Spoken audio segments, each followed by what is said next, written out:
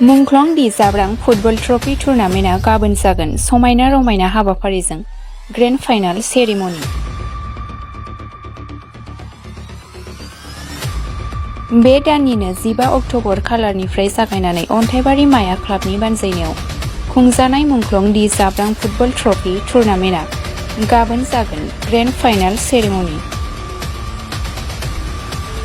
Final खेलाखौ बादायलायगोन हाइलाबादा हान्टार्स FC आरो बेनि हेंथायै A2 MRLD एफसिआ बे फाइनाल सेरेमनिखौ खुंफुं आफादा जोबोद मेहेरगोनाङै खुंफुंनो लाहार फाहार सोलिगासिनो, जेराव देंखोगिरि फुंबिलि बसुमतारीजों लोगोसे गोबां गोजौ थाखोनि आलासि बिथांमोनहाबो बाहागो लाफैगोन होनना खुंफुं आफादनिफ्राय फोरमायदों।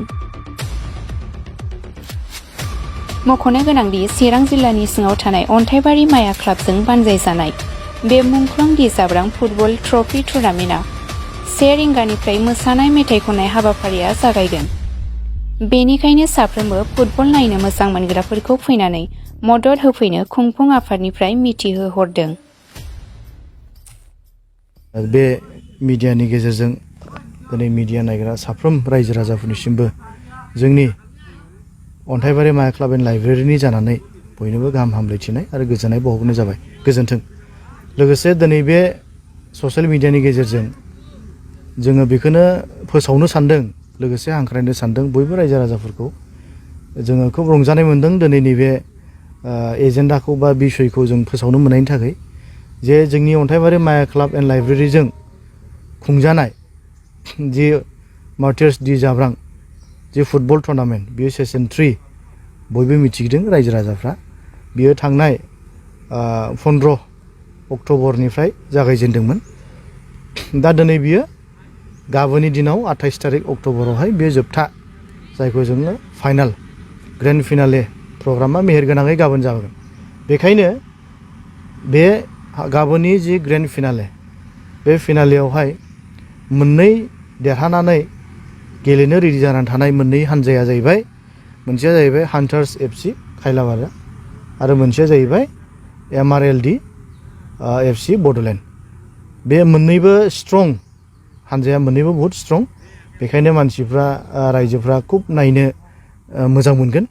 बेखायनो बे मोननैबो गेलेनायनि जुजिलायनाय गेलेनायखौ जों गाबोननि दिनाव नुनो मोनगोन।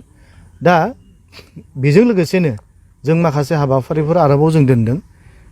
जोंनि बे गाबोननि ग्रेन्ड फिनाले प्रग्रामखौ जाफुंहोनो थाखाय जोङो सासे देंखोगिरि, सासे बिनानावखौ जों लिंहरदों। बे देंखोगिरि बिनानावानो जाहैबाय फुंबिलि बसुमतारी, दा ट्रेन्डिं जि सोलिबाय थानाय सासे रोजाबगिरि। जा बे बिनानावजों लोगोसे माखासे मोसाखावरिफोर फैफागोन आरो बे बिनानावा मिलौदो देंखोजों जोंनि फुटबल नायनो फैनाय, जोलुर नायनो फैनाय जोंनि रायजो राजाफोरखौहाय गोजोनग्लायहोगोन होननानै आं मिजिंथिदों। लोगोसे बेजों लोगोसे जोंनि खाथि खालानि जोंनि मोसाखावरिफोरबो जोंजों थागोन आरो रोजाबग्राबो थागोन। बेजोंनो जों गाबोननि हाबाफारिखौ मेहेरगोनां खालामगोन। आरो बेल' नङा, गाबोननि हाबाफारिखौ मेहेरगोनां खालामनो थाखाय जोङो माननि आलासि, गाहाय आलासि जोङो बिथांमोनखौबो जों हांख्रायदों। जा गाबोननि दिनाव जों नुनो मोनगोन, जोंनि आलासि बिथांमोनाबो जोंजों सफैगोन आरो हाबाफारिखौ जाफुंहोगोन। बेजों लोगोसे मार्टियार्स दि जाब्रांनि जि न'खरनि मेम्बार्सफ्राबो जोंजों बाहागो लाफैगोन। जों मिजिंथिदों गाबोननि दिनावहाय मार्टियार्स दि जाब्रांनि न'खरनि मानसिफ्राबो जोंजों फैनानै बाहागो लाफैगोन। आरो बेजों लोगोसे लकेल डिगनिटारिसफोर, मानगोनांफोर आरो गभर्नमेन्ट एडमिनिस्ट्रेटिभनिफ्राय ADC सार आरो BDO सार बिथांमोनाबो जोंजों फैगोन, बाहागो लाफैगोन गाबोननि दिनाव। आरो बेजों लोगोसे गभर्नमेन्ट रिप्रेजेन्टेटिभनि जायफ्रा दैदेनगिरिफोर बिथांमोनाबो जोंजों फैनानै बाहागो लाफैगोन। आरो लोगोसे XMDB इउनाइटेड फरामनिफ्रायबो बिथांमोनाबो जोंजों बाहागो लाफैगोन गाबोननि दिनाव। आं बेनिखायनो अन्थाइबारि माया क्लाब एन्ड लाइब्रेरिनि एडभाइजार हिसाबै आंजों लोगोसे दङ आरो अन्थाइबारि माया क्लाबनि सासे एडभाइजार। बेजों लोगोसे जोङो फुटबल साब कमिटिनि जानानै बयबो खाथियाव थानाय, गोजानाव थानाय जोलुर बादायलायनाय नायनो मोजां मोनग्रा आइ आफा रायजो राजाफोरखौ आङो हांख्रायनायजों लोगोसे खावलायबाय गाबोननि दिनाव जेन बयबो बे मोनसे बाहागो, बे मोनसे खाबुखौ लायो आरो ज' ज' लैहोर लैहोर फैनानै बे हाबाफारियाव बाहागो लाफैनानै जोलुर नायफैनानै हाबाफारिखौ प्रग्रामखौ मेहेरगोनां खालामफैनो आङो क्लाबनि जानानै कमिटिनि जानानै आरो प्रग्रामनि जानानै बयखौबो आङो हांख्रायबाय लोगोसे बयखौबो बरायबाय आरो बयखौबो हामबायहोनाय जासिबाय। गाबोननि जे जोबथा बादायलायनाय बेयो बेसेबांसो समनिफ्राय जागोन? बियो जोङो 2टानिफ्राय जों लादों।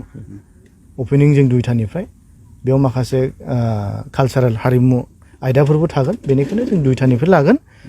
जोङो नायनि जोङो बेसेबां टाइमाव जों किक आउटखौ जों होनो हायो। रायजो राजाफ्रा बेसेबांसो टाइमनिफ्राय बेहाय हाबनो हागोन? रायजो राजाफ्रा बाहाय जों 2टानिफ्राय हाबनो हागोन। 2टानि एसे सिगांनिफ्रायबो हाबनो हागोन।